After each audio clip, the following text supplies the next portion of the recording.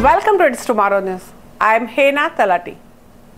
Tropical system likely to coming days that could threaten the Gulf Coast and Florida in United States.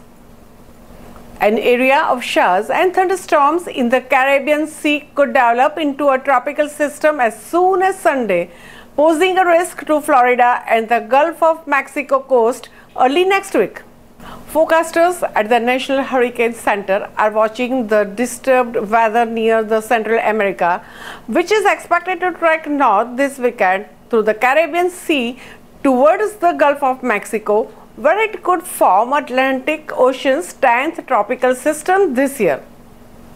The tropical depression or the named storm could develop late this weekend or early next week if the currently disorganized showers and thunderstorms consolidate into one swirling mass with the defined center. As of Friday morning, the National Hurricane Center said there is a high chance of this happening within the next 7 days. Nothing has formed yet, so it's too early to pinpoint an exact track, but the Mexico's Yucatan Peninsula, Cuba, and northern Gulf and Florida coast should monitor the forecast in the coming days. The direction and the strength of the upper level steering winds around this system will dictate where it will move and how quickly. A tropical depression or storm could form as early as Sunday or Monday. If a tropical system does develop, it could affect the United States as soon as Monday if it is pulled northwards by a strong steering winds. Weaker steering winds would lead to a slower track and impact midweek.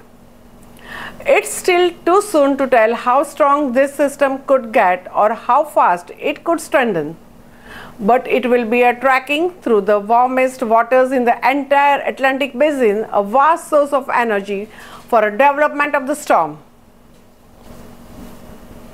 Exceptionally warm water can provide storms the fuel needed to strengthen and sometimes undergo rapid intensification. Sea surface temperatures are road warm in the Gulf of Mexico and extremely high across the northwestern Caribbean Sea. Water temperatures need to be around 80 degrees Fahrenheit to sustain tropical developments, and portions of the Caribbean and Gulf are well above that thresholds. Warm water isn't the only factor to play. This potential tropical system would also need upper level winds to cooperate. High wind shear, the winds change in direction or speed with the altitude, can tear a developing storm apart.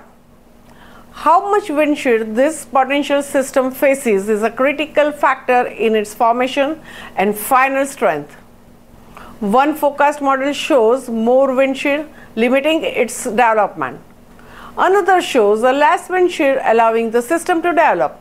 Either way, wind shear may decrease for a time early next week across the far northern Caribbean and eastern Gulf of Mexico, allowing any system that forms to hold together.